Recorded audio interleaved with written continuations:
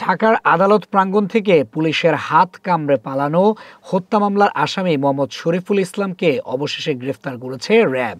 মঙ্গলবার রাতে Feni railway station সংলগ্ন এলাকায় অভিযান চালিয়ে তাকে আটক করা হয়। দিনাজপুরের নবাবপুর থানার হরিপুর গ্রামের বাসিন্দা শরীফুল ২০১৮ সালে রাজধানীর খিলগাঁও এলাকায় কিশোর জিসান হোসেন হত্যাকাণ্ডের অন্যতম আসামি।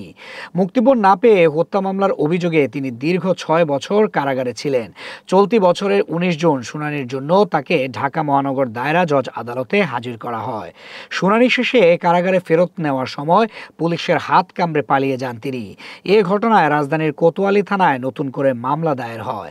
র্যাব ৭ জানায় পালানোর পর থেকেই শরীফুল আত্মগোপনে ছিল এবং এক স্থান থেকে আরেক স্থানে ঘন ঘন অবস্থান পরিবর্তন করছিল। অবশেষে গোয়েন্দা নজরদারির মাধ্যমে তার অবস্থান শনাক্ত করা সম্ভব হয়। মঙ্গলবার রাতে ফেনীতে অভিযান চালিয়ে তাকে গ্রেফতার করা হয়। র্যাব ৭ ফেনী ক্যাম্পের অধিনায়ক স্কোয়াড্রন লিডার মোহাম্মদ মিজানুর রহমান জানান, আদালত প্রাঙ্গণ থেকে পালানো আসামিকে ধরতে দীর্ঘমেয়াদী নজরদারি চালানো হয়েছে। পরে শরীফুলকে ফেনী মডেল থানায় হস্তান্তর করা হয়। ফেনী মডেল থানার ওসি মোহাম্মদ শামসুজ্জামান নিশ্চিত করেছেন, ঢাকার কোতোয়ালি থানা পুলিশ আসামিকে জিম্মায় নিয়েছে। এই ঘটনার পর আবারও প্রশ্ন উঠেছে, আদালতের মতো কড়া নিরাপত্তার এলাকায় কিভাবে একজন আসামি পুলিশের হাত ফসকে পালাতে সক্ষম হলো।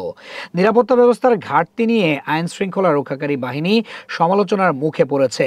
তবে তারা জানিয়েছে, ভবিষ্যতে এ ধরনের ঘটনা এড়াতে আদালত ও কারাগারের নিরাপত্তা আরও জোরদার করা হবে।